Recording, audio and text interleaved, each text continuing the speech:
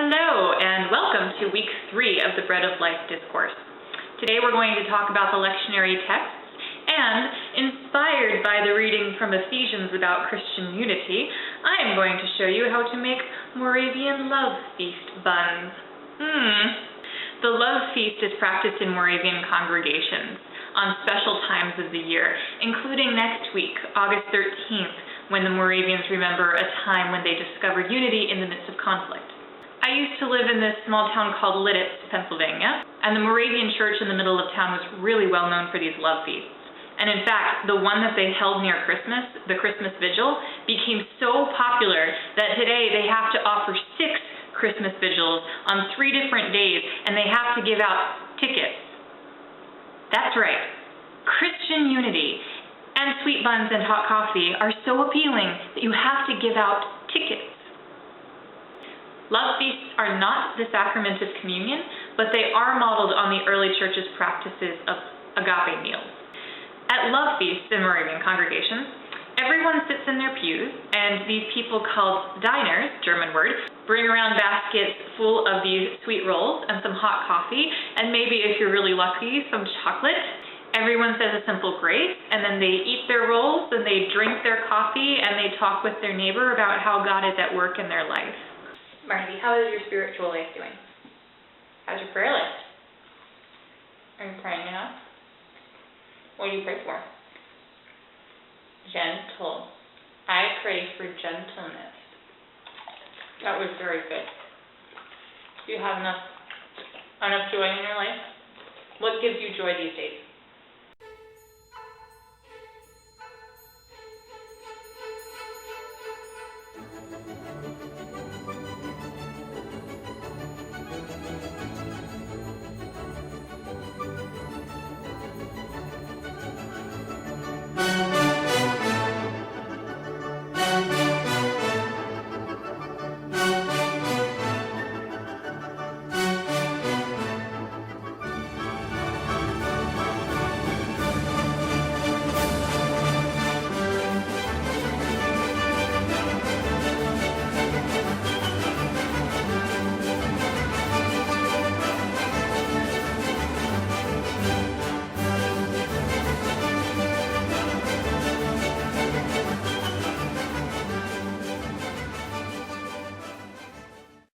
While the dough rises, we're going to take a look at the lectionary reading. Okay, so a bit of background for the Old Testament reading. We jump from the Exodus to the time of the divided kingdom, which was a long time later, and now today we're with the prophet Elijah. Elijah has just royally pissed off the king and queen of the northern kingdom of Israel, whose names are Ahab and Jezebel. Might sound familiar. Long story short, Ahab married Jezebel, who was a Sidonian princess from a prosperous northern kingdom and a Baal worshiper. And upon marrying her, Ahab introduced Baal worship into the kingdom of Israel, which God did not appreciate. So God sent Elijah to have this epic showdown on Mount Carmel. It was Elijah, 2 dead bulls, and 450 priests of Baal. I never know how to pronounce Baal. Oh well. Okay. Elijah wins a decisive victory in a round of whose God isn't napping, and proceeds to kill all the priests of Baal, who are apparently so discouraged by their loss that they can do nothing to prevent one blood-covered prophet from killing all 450 of them. Jezebel is understandably pissed off, and in a testament to her intimidation factor, this one prophet who just killed 450 priests decides to run away. We find him about a day's journey into the Negev desert, which is south of the southern kingdom, about as far away as he can get from Jezebel and her hometown, and just about ready to give up. But an angel of the Lord comes to this sorry heap who's snoozing under a broom tree, and she makes him breakfast.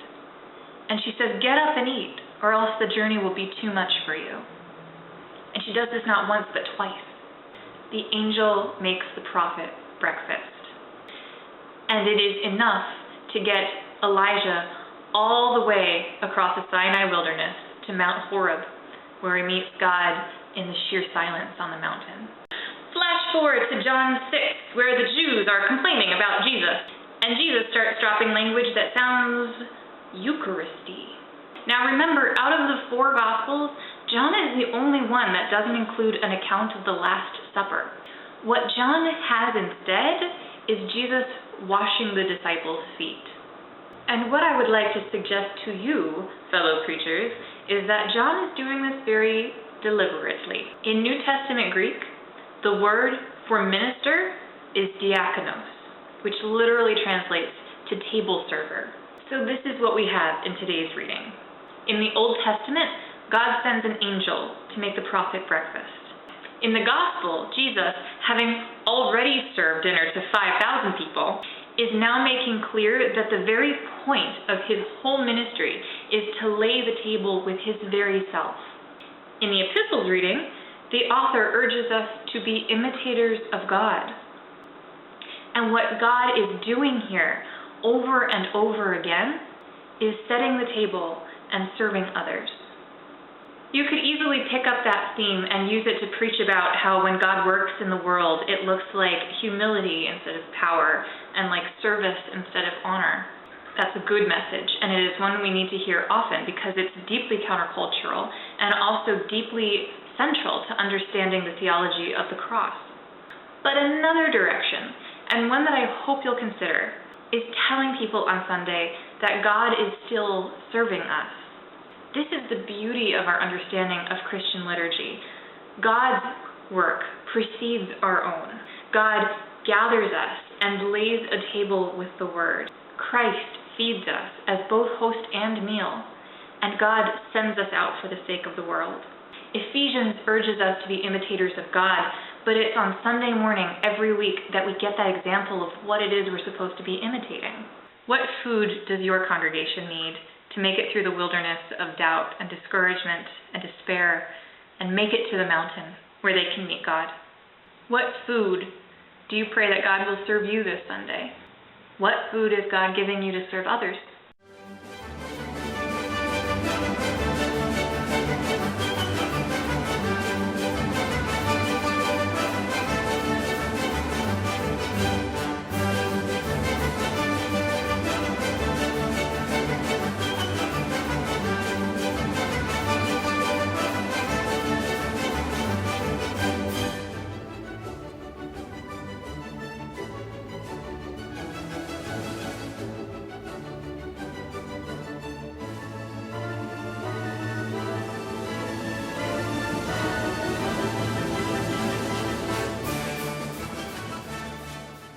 That's it for this week. May you preach God's word, and may the people hear it. It would be really good with coffee and some liturgical music. What's giving you joy? Does Frisbee give you joy?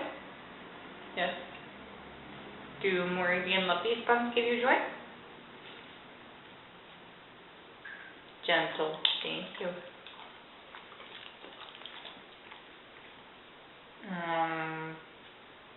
Gentle. Thank you.